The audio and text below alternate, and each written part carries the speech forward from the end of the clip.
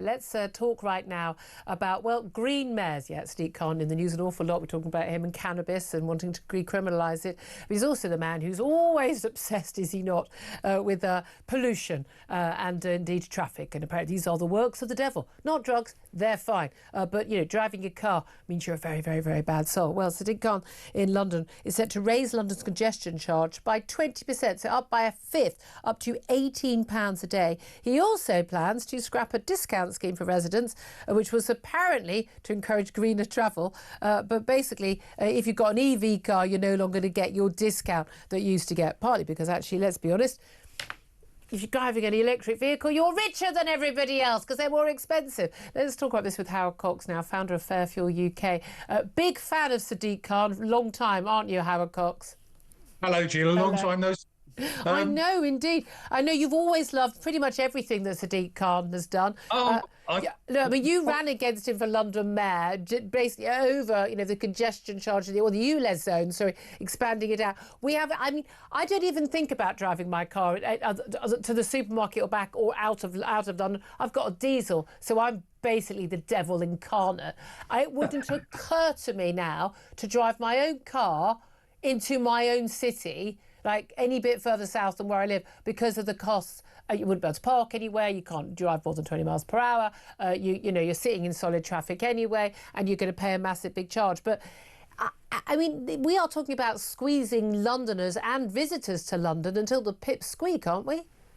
Yeah, and small businesses, of course. You know, that's one of the most important things. I mean, I've got to make an apology to your viewers and listeners that I didn't win the election. I'm sorry, because then we wouldn't be talking about this, would we? This is true. But he's basing this on an ideological belief that cars are destroying the planet. Yes. But that's just apart from the one that he drives around in all day. Well, yeah, but it's just a cover for an easy cash grab to fill a massive black hole. TfL now have got nearly £500 million of debt. So guess what? What they've got to do, and that doesn't include the whole total London mayoral budget, which I think is something like about 15-16 billion. Yeah, I mean, we talk about 22 billion black hole, or so Keir Starmer keeps talking about, as is Rachel Thies. But when it comes to actually someone like, you know, the number that's just for London, it's a monstrosity of a number. And yet, guess what? The only ones that pay easy cash cows, guess what, is the motorist. Yeah, I mean, yeah, exactly. I mean, I have to say, I misread a little bit of this because it's a complicated thing, because we've got the ultra low emission zone, which is like basically the whole of London, and we've got the congestion zone, which is a smaller zone. But the plan's going here, what he wants to do, basically, if you're a resident within this smaller zone, you get a 90% discount on the basis that, well, you own your car, you've got your residence parking, you've got to be able to drive your car around. But he's saying you're only going to be able to receive that congestion charge discount if you use an electric vehicle, and they can currently enter free, but they're going to get a much smaller discount. But again, so he's giving a discount to people who almost by definition, I mean, if you're living in the centre of London, you're well off. And if you're driving an electric vehicle, they cost a damn sight more than the equivalent vehicles, diesel and petrol. You're also better off. So he's giving a discount on a tax to the better off people. I mean, talk about man of the people, eh? Yeah, well, what's amazing, the actual charge is called a congestion charge. Yes. What he's actually saying is electric vehicles don't cause congestion. Excuse me? They're magical.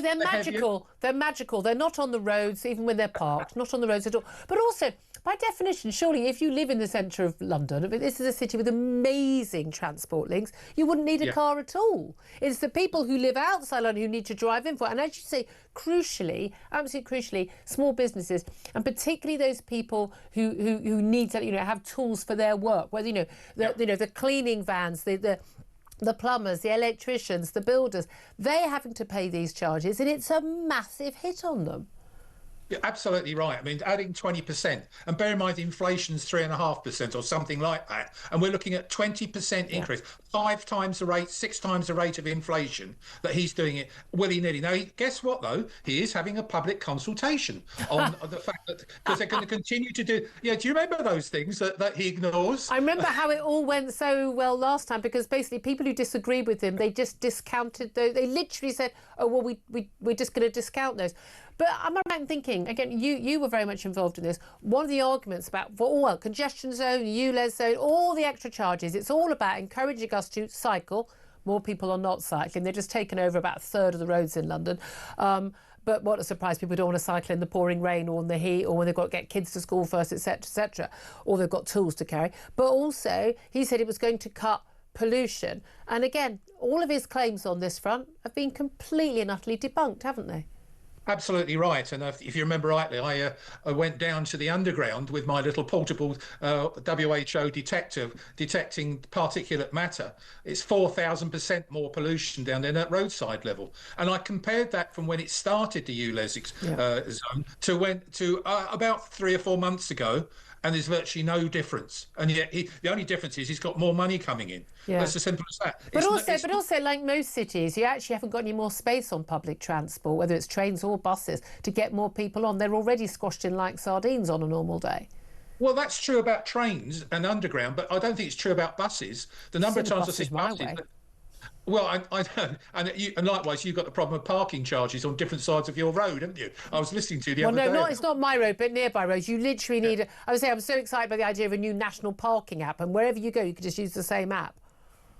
Yeah, well, that's right, and that's good news. I actually recommended that about 3 or 4 years ago. We should have just one scheme. But going back to this whole thing about this is purely a cash grab, and I want your viewers and listeners to understand this is nothing to do about improving business for London, because London has been destroyed by Sadiq Khan. It's not being improved by Sadiq Khan with these policies. But also, every single one of these policies that's brought in London, and I've predicted this about 10 years ago, they all end up in Manchester and Liverpool and Glasgow and Edinburgh and Bristol. They end up at, Bristol and Oxford, even worse. So good to talk to you. Come on again soon. Howard Cox, founder of Fairfield UK. Claire Pissell, look, you're a bit of a country bumpkin, aren't you? I am. She lives out there's fields and everything. But when you come into London, would it ever occur to you to drive? Do have to drive if we do very early mornings because there isn't any public transport and it costs me a lot of people do those shifts. I mean, lots of emergency workers and exactly. So you don't have a choice. So you then have the congestion charge to pay, and also he is now charging me to use the Silvertown or the Blackwall Tunnel on the Parliament. exit. You work in Parliament. Doesn't Parliament have parking? Have you got a parking space in Parliament? I don't. I'm not important enough for a parking space. Just checking. Sadly, I'd like one. I know, just if anyone's be nice to have one. No, but this is a massive issue. And again, I don't want to get London centric. Whether it's about cannabis, whether it's about crime, whether it's about policing, and or whether it's about things like congestion charges and all of this. It starts in America. Comes to London and then it goes to every other city. And we've seen this. I mean, I know in Oxford they've been having an absolute, literally want to put in a system. You're going to be photographed and you're not allowed to drive into this zone more than 20 times a year.